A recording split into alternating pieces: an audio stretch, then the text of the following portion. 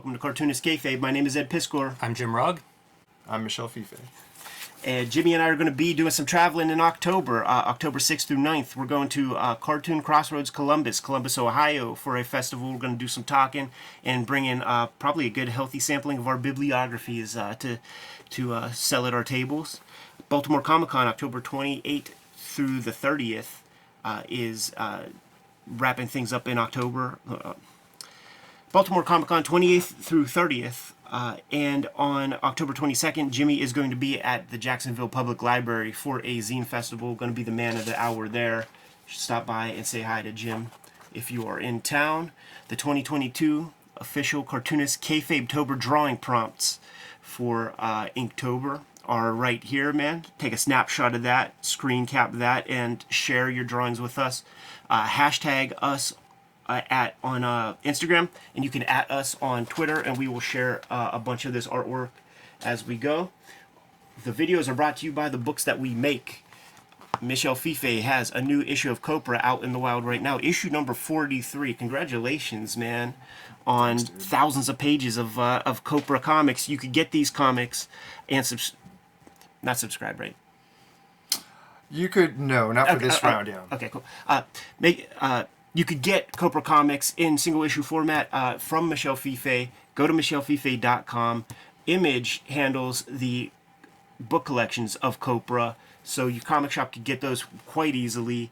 And there is going to be a master collection Image is putting out in November. It's going to collect the first 12 issues of Copra. Jimmy has Hulk Grand Design on the shelves right now, Monster and Madness, compiling the rich history of Incredible Hulk into 2 issues of jam-packed comics that are going to be collected into a treasury edition at the end of the year, hopefully in time for Christmas. And Street Angel, Deadliest Girl Alive, trade paperback, is back in print, collecting all of his Image Comics Street Angel work. Right now I have 2 trade paperbacks of Red Room out in the wild. Trigger Warnings is the new one that is in stores at the end of September.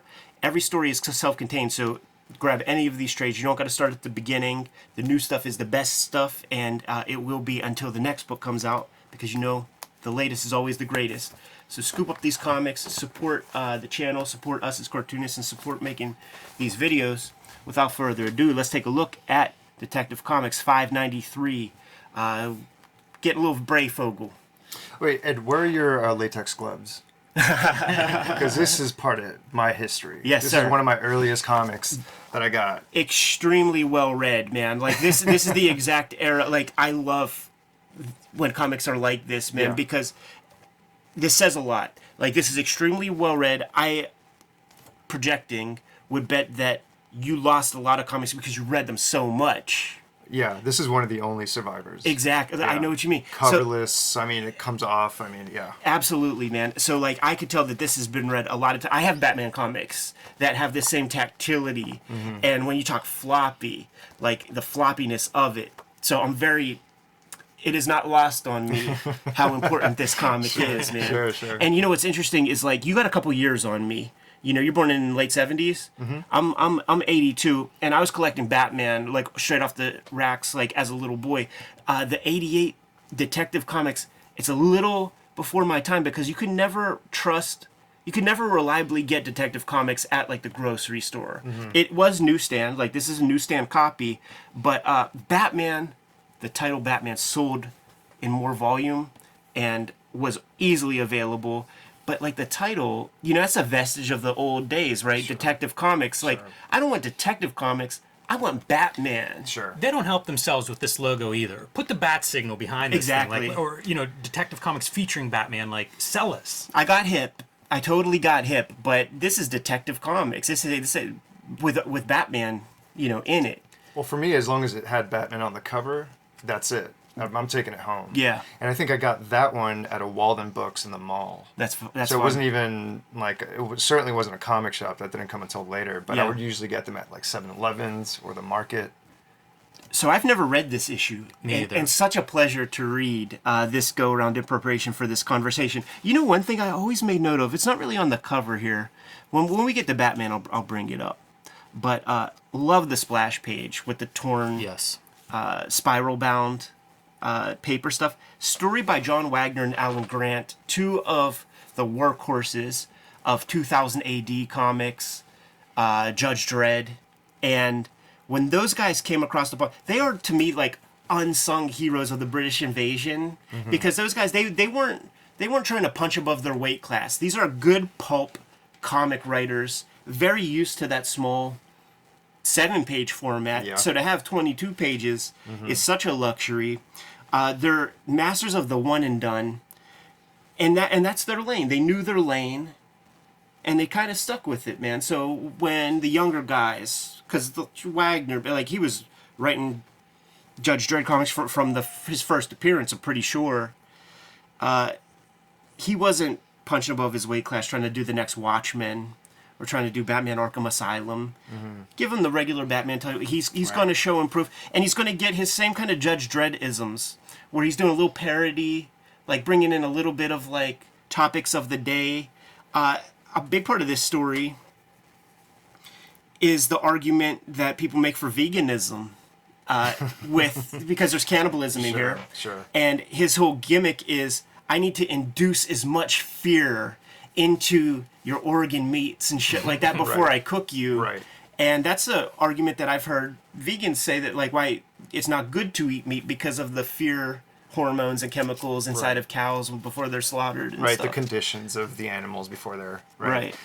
I loved Breyfogle stuff. I was buying some of these things off the newsstand at the time, and looking at stuff now or trying to understand it as I've gotten older, it's the variation in line weight that was really different. And you'll see it like in the lines on his forehead, where that is a heavy brush line. You see it in some of the reflection, just some of the way the line is handled here. That range was not something I saw in most of those guys, you know, because I mean, late 80s, we're getting into now, the Jim Lees, the Scott Williams kind of pen lines. This was really different looking to me, and I always associate that with Breyfogle, and I think of it, even though he's not inking this, I think of it as like contrast. Yeah. Where like you've got super fine lines and you've got this super heavy line, and not a lot of artists do that in comics.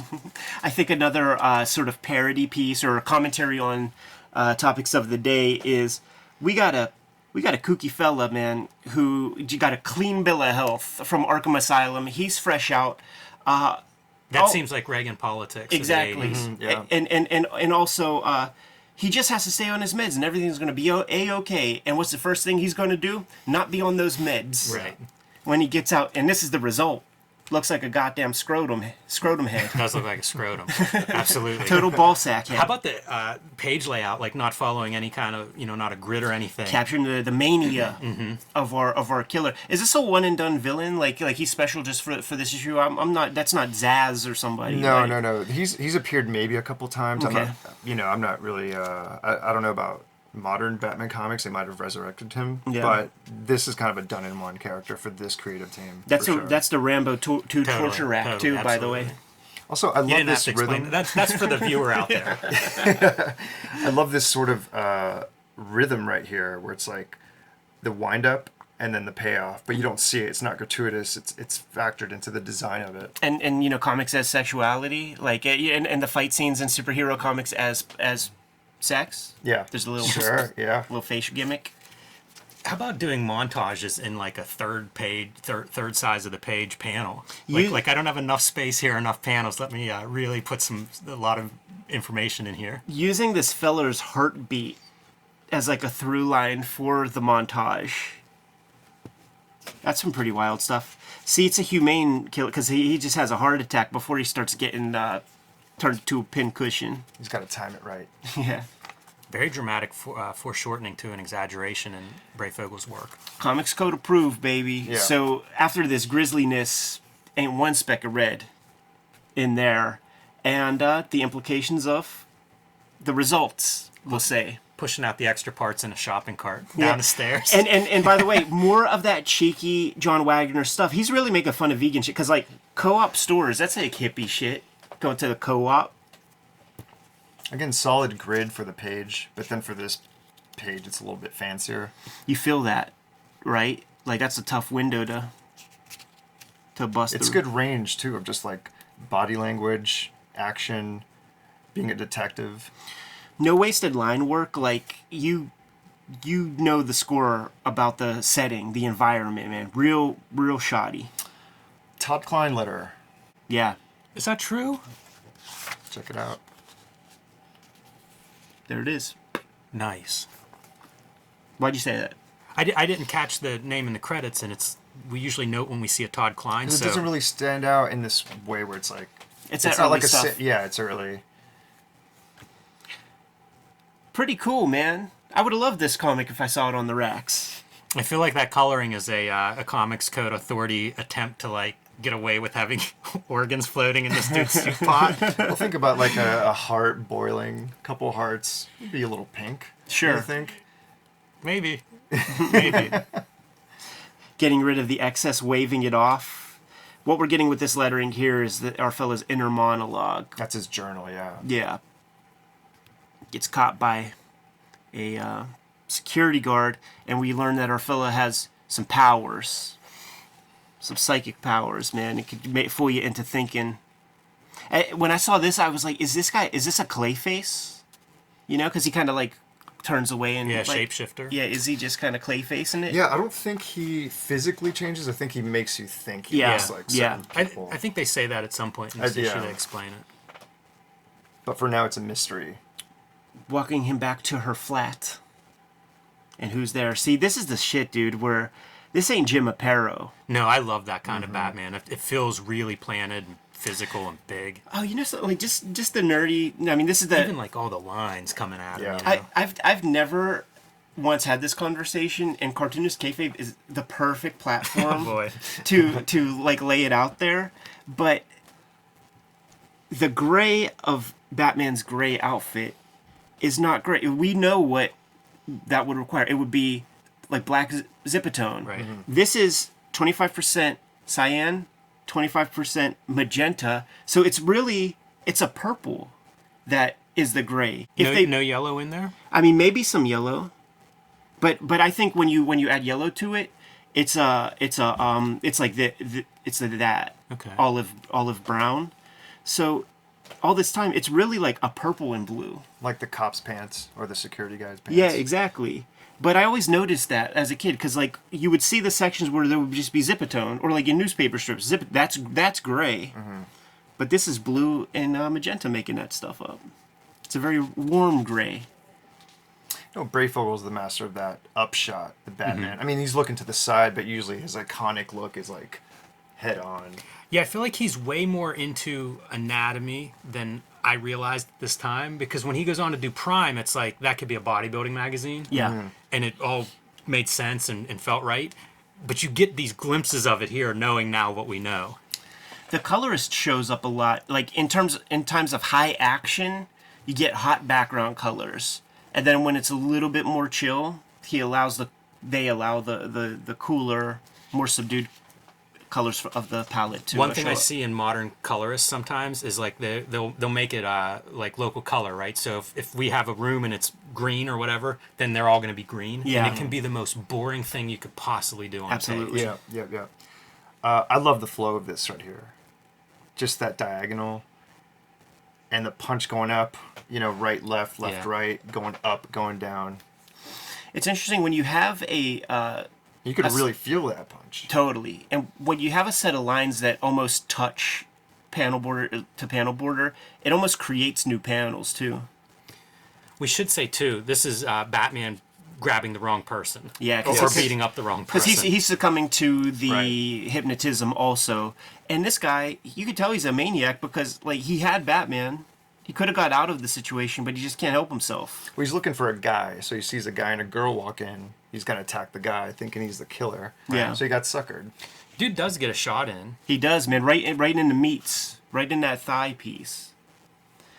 And now it becomes an exercise of we need to instill some fear into you because you're probably going to be a real tasty morsel. Ties him up to the Rambo joint. You do get some red blood there. Continues writing in his little journal. This image, I feel like, is a famous image. I've seen this reprinted in cards or other. I've seen this image, maybe in Wizard magazine when they talk about Breyfogle. I don't know, but now it becomes an exercise in trying to this is that kinky, weird shit where it's like the bad guy can't get hard if you don't scream for him, and Batman ain't gonna give him that grace. Yeah, he's trying different ways to scare Batman. This one is so sick, dude. Where it turns into, what the heck's the bad guy from Ronin, the big demon thing, Oh yeah. biting on his head, and Batman is nonplussed. Listen, I know this is parlor tricks. This is nonsense. It's like the rule of threes also, where this dude tried a couple of things. Now I'm gonna hit you right in the jewels. Because maybe he could even read minds a little bit, because he knows about the origin. Also, he has our guy totally bound up and isn't just the least bit curious to, like, peek under the hood. Yeah, seriously. Keeps coming back to Abraham Lincoln, and you mentioning John Wagner and Judge Dredd. Yeah. Feels like that's something that's written in there. Sure. Some cheekiness there. Yeah. This writing team is interesting because it's John Wagner and Alan Grant. And I don't know how they divided, like, I don't know who did what. Yeah. Really. Yeah. I always wonder about that when you see two writers on a project, especially like this, because they wrote together a lot. Yeah, for like the first year. And then John Wagner left, and then it was just Alan Grant for a while. But it was especially weird back then. You never really saw two writers. No. That's a really nice page in terms of like just Batman showing off and looking good. Absolutely. Breyfogle was one of the few dudes at this time that would do this, like, really emote the Batman face. One big eye, one small eye, eyes of concern. Like, really pushing those facial expressions on the cowl. It's a good page to talk about his expressiveness too. Like you see him really pushing it through both of these pages. Yeah. Yeah, it's like cartoonish, but not Bigfoot cartoon. It's just animated. Yeah. Yeah, he was a guy I recognized the cartooning in back in the day, even where it was like, this is weird because it's not the over rendered style, but sometimes it looks super cool and what I would expect out of an action superhero comic, and then other times it was like, oh yeah, it's almost Bugs Bunny or something. Well, he was weird because he painted realistically. Yeah. Like he was a painter who also understood ink, Yeah. and that's super rare. And he knew what he was doing. Like he knew the material. That's what he was doing here. It's just quick ink lines. I don't think he inked this issue though. No, he didn't. I think it's Steve Mitchell. Yeah. When you get pure black without any blue or any light shining, like that really is strong to me. It's cool. It's nearly Space Ghost. Yeah, it's good stuff. I love that these panels, he has a couple of these triangle panels that are like the same as the knife shape. And He's now getting off in that last one. Oh, totally. That corner panel. Yeah. Yeah. I mean, just dry humping his leg like a chihuahua. Just can't wait. And this splash right here is akin to the great Billy Graham Black Panther when he's tied up to the cross, just like pulling off, like you feel the whole power of it. It's on the page turn. It Thank feels God. mean. They could have fucked that up. They could have fucked that up with ads and shit. Um, And still more of that hot background, so you're getting a climax, so it's all reds, oranges, all heat. They're throwing a fastball here. I always connect it to Steve Ditko's famous Spider-Man Oh, scene sure. where he's lifting. Absolutely. This is just crushing down, but it's the same sort of momentum. Yeah. And this is that classic shot I was talking about, just that almost at a Dutch angle, looking up at Batman. Still in Breyfogle the really perfected that. post Dark Knight giant chunky bat signal on the chest. So good. Yeah, and then subduing, or like pushing our dude into the background in a certain way, even though he's up front. Yeah. With the Zipodone. Yeah. Yeah, that low angle is something he does quite a bit.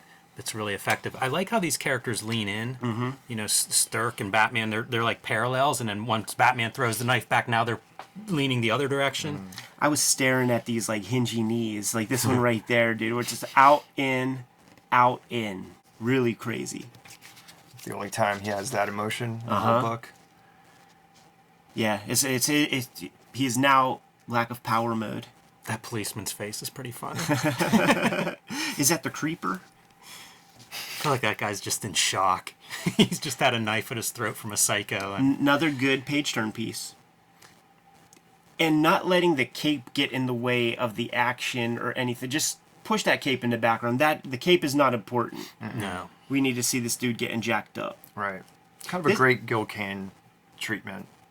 How about this right here, man? Where it's just like cut off the black and then fade it out. I bet you he wanted that to be more gradual.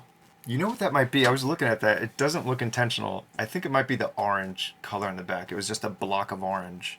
Oh, you think the orange is overprinting on Batman? Like the orange, like right. the orange cutout Could is be, not those shapes. It's just a block. Right. Yes. You might be. I think you're right because we don't see an Because you edge could see the anywhere. red right here on the, Right. just kind of bleeds into it. It doesn't matter. But when it's something like that, Yeah. you know what? I'd give it to them. Sure. Whatever. Sure. Like, you guys did a great job. Yeah. And in true Batman comic fashion, you got your bookend. The guy gets out of Arkham. He's got to go back.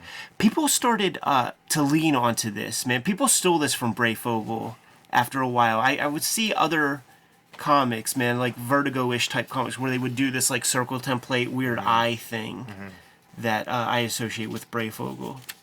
And now our boy's getting a little dose of his own medicine for a little bit. Like, he's afraid. He's not afraid.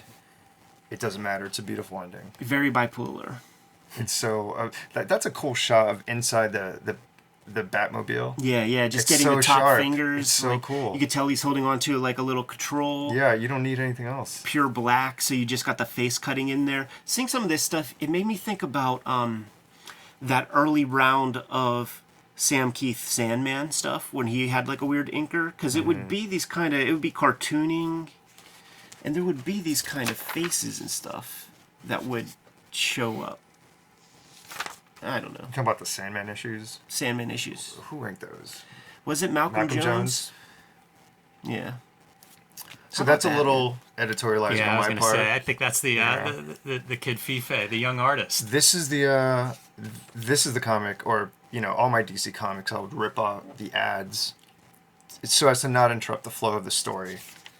And this, I must have felt that it needed color. I don't know. I never really used these kind of markers anyway. It was just maybe just right next to me at the moment. I'm like, I think this Batman needs a little pink.